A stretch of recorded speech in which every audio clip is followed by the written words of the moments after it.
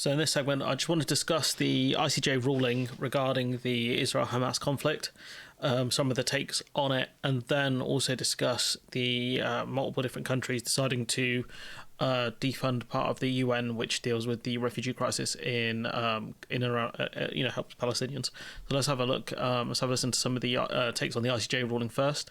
And they've ruled that South Africa has a plausible case, and that under it is what they have said very clearly is this doesn't prejudge any further deliberations that they will make in the forthcoming months or even years. But what it does say very urgently, I think, adds up to a victory for South Africa's lawyers and a defeat for Israel's.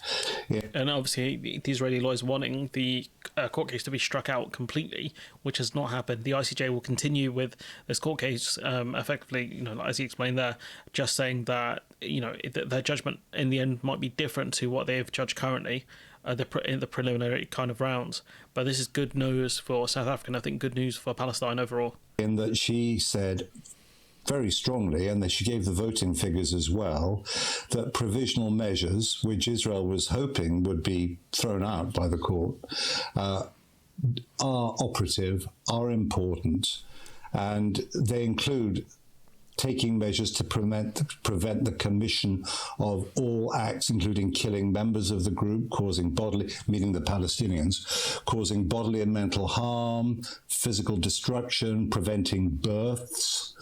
Which is something they've obviously done with the destructions of the hospitals, preventing births. No acts by the military of Israel should cause the above. And we've just. I'm not going to play the clip, but there's a clip of Israeli operatives essentially going in disguise as medical professionals into a hospital and killing. Is essentially a death squad on civilians. They were targeted some civilians. I think 3 specific ones. More kind of stuff on the ICJ ruling, which this stuff is very important. Well, I don't think anybody really expects the Israelis to comply with international law. They don't have a record of compliance or respect for international law, but they have built a lot of settlements illegally as well.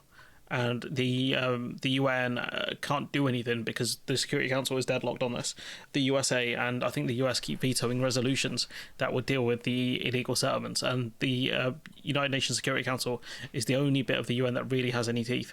But we have to keep in mind that all the signatories of this convention are obliged to respect it, and they have clear obligations, not just under the convention, but under their own laws, their own national laws, and they have to make sure that they are not complicit in these crimes, that they're ensuring that these orders are being respected. And so there will be a lot of mechanisms that these orders trigger at the national levels for all the signatories of this convention, which is basically universally endorsed by the members of the United Nations. So a lot will happen in the aftermath of these orders. It's not just about the Security Council and whether the U.S. will suddenly have a change of heart and respect international law, even if it means holding Israel to account. It's also a test for all those signatories, for countries in Europe, in the West in general. So I think what she's saying is the countries that have signed up to the kind of the Genocide Convention have obligations there, and they're not to support countries committing genocide. And so it's possible that maybe the United States administration, the UK government, maybe they can be taken to court over the fact that we have armed and supported Israel in their conflict against Hamas. This would be quite interesting to see if that would be the case. I think that's what she's hinting at quite strongly, that countries that are signatories of this convention can be taken to their domestic courts. And that would be quite interesting to see if anyone does do that, especially to the UK, because obviously I live here. This from Clive Lewis saying if the UK and US dismiss the ICJ ruling, this is those such double standards that would play out across much of the world, according to the Chatham House think tank. The West cares about democracy, but not when it wants to install leaders it likes in other countries. True. It respects sovereignty, except when it does not, as in Iraq.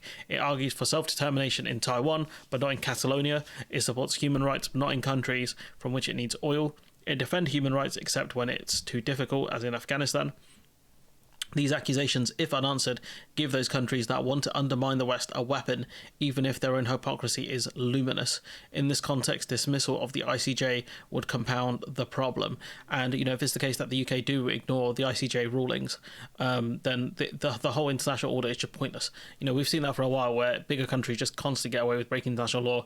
We saw that with the invasion of Iraq, for example. But it goes to show you that it's one rule for us and one rule for everyone else. And that human rights, we only care about human rights and norms and laws when it suits us.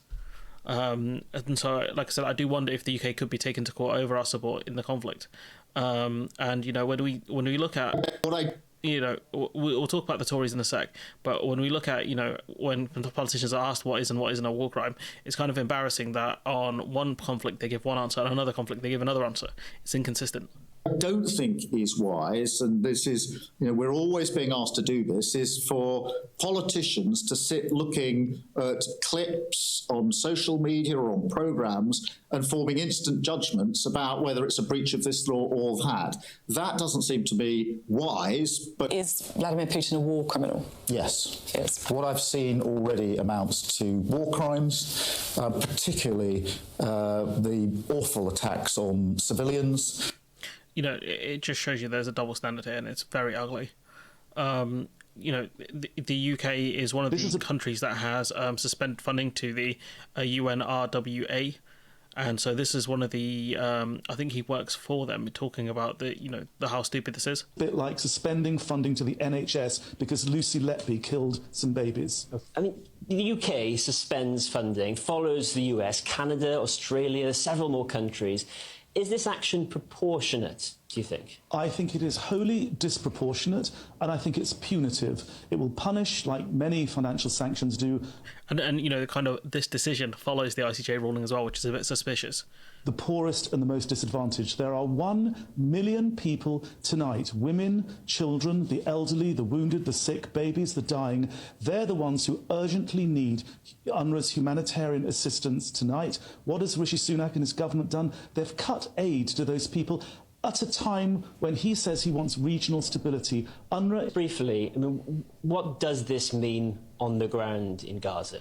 Well, it's not just in Gaza. It means that the work that UNRWA is doing with these desperate people on the ground fleeing war in UNRWA facilities, their aid is now under threat. But UNRWA also delivers humanitarian work in Syria, in Lebanon, in Jordan and the West Bank. Tonight, as the Middle East risks a regional conflagration, that human development work, thanks to these frankly irresponsible decisions, are now under threat. If I could just end by saying, it's been said on Twitter X, this is a bit like suspending funding to the NHS because Lucy Letby killed... And, it'd be like suspending funding to schools because of the actions of a certain teacher or teachers. You wouldn't see that. And that's quite, one of the stupid things. We'll discuss the allegations against them in a second, but you've got clearly here the Tories' position on this is to cut the funding. Labour saying allegations this serious demand a response as the UK rightly ensures our aid is never used to support terrorism. We're seeking urgent discussions with the minister. It's not a condemnation of these actions, or at least them trying to discuss what's actually happened here. So if we look at what has happened, what we can see is that Israel has long accused the different branches of the UN, including the UNRWA, of bias and even of anti-Semitism. So it does mention that Israel has made allegations against certain employees at the UNRWA, but it's, if certain members were involved, yes, it's a really bad look for the agency. But to defund this organisation makes no sense, honestly, especially when there's minimal evidence for it. In a statement on Saturday, the UN General said that Israel had made allegations against 12 UNRWA. So they're punishing up to around 1 million people because of the actions of around 12 employees. 9 of them have been sacked, 1 of them had died, and the identity of the other 2 has been clarified. So realistically, they've got about 10 or less. Mr. Guterres said that he understood the concerns of government which have suspended their funding, and it could be that these people have done nothing wrong, and the UN have fired these people because they are scared of losing their funding. But they also say this should not mean many thousands who work for the agency should be penalised, the UN chief said. So, when asked about evidence, Israel have provided minimal evidence. I think originally they told the New York Times that they got the information via interrogations, which again is a bit sketchy, very much, what's it called? Like, you know, the information they got from the Iraq War via torture. I wouldn't be surprised if the Israeli military used torture, given their human rights record is abysmal. But further to this, they then changed their story and tried to claim they got it through surveillance. It's like, so you know, Israel has the ability to identify individual members of Hamas when normally they wear masks, and also has a list of UNRWA members, and managed to get, you know, evidence so clear that they can link the two together, you know, the two images together. I'm not sure about that. But we'd have to see. We'd have to see what happens with that. But in terms of evidence, they've offered minimal evidence, and so Lisa Nandy saying that, you know, the UK must move heaven and earth to get aid into Gaza. But then she also appears to, you know, support the action of defunding the UNRWA, which deals with aid into Gaza. It doesn't really make sense, does it? So yeah, you know, I don't. Labour's position on this, very strange, very, very strange indeed. The Tories' position is very clear. They're happy to punish civilians in Gaza. They don't care about them. It's evident, you know, the fact that they've kind of joined in the movement of suspending aid, the UNRWA. So there is that.